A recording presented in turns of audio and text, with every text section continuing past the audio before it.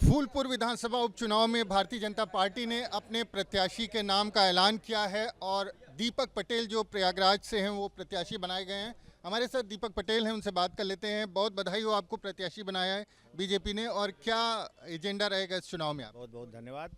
जो एजेंडा हमारी सरकार का है, डबल इंजन की सरकार का है, उसी एजेंडे से मैं अपने आप को भी संबद्ध करता हूं, कानून व्यवस्था का, विकास का, और उसी मुद्दे को लेकर हम लोग जनता के बीच में जाएंगे।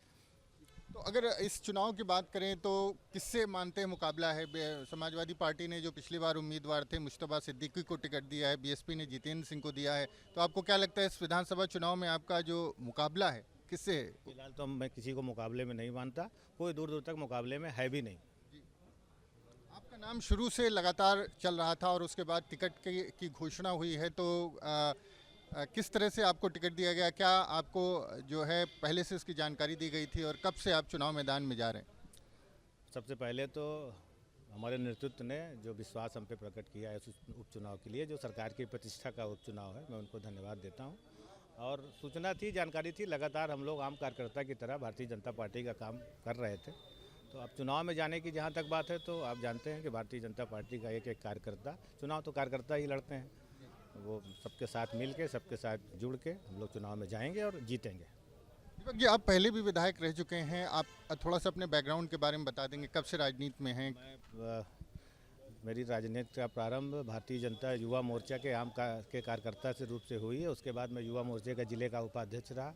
फिर 2007 में 25 वर्ष की आयु में पहला चुनाव लड़ा, फिर दूसरा चुनाव 2012 में लड़ा जिसमें मैं विजयी हुआ, और फिर लगातार 17 में भी लड़ा, फिर माता जी लड़ी, उनके चुनाव का संचालन किया। तो यही है। दशकों से आप राजनीति में सक्रिय हैं। जी जी। फूलपुर में क्या दिखाई दे रहा है? किस तरह से क्या मुद्दे हैं फूलपुर के और लोगों को किस तरह का नेता चाहिए? देखिए, फूलपुर के लोग पहले भी पिछले 2 विधानसभा के चुनाव में भारतीय जनता पार्टी में विश्वास व्यक्त कर चुके हैं, और मुद्दे जो आपको बताया विकास, कानून व्यवस्था का, वही है, उसी पे काम हो रहा है, चल रहा है। प्रयागराज का जो कायाकल्प हुआ है वो भी आपके सामने है, आप लोग उसके गवाह हैं, यहाँ के लोग उसके गवाह हैं। तो मुद्दा तो वही है, विकास का, कानून व्यवस्था का। धन्यवाद। तो दीपक पटेल हैं, उनका कहना है कि विकास के मुद्दे पर, कानून व्यवस्था के मुद्दे पर वो चुनाव मैदान में है। और जिस तरह से अगर हम बात करें 2022 के चुनाव में प्रवीण पटेल इस सीट से विधायक चुने गए थे, लेकिन वो बाद में लोकसभा चुनाव लड़कर सांसद हो गए, तो सीट खाली हुई थी।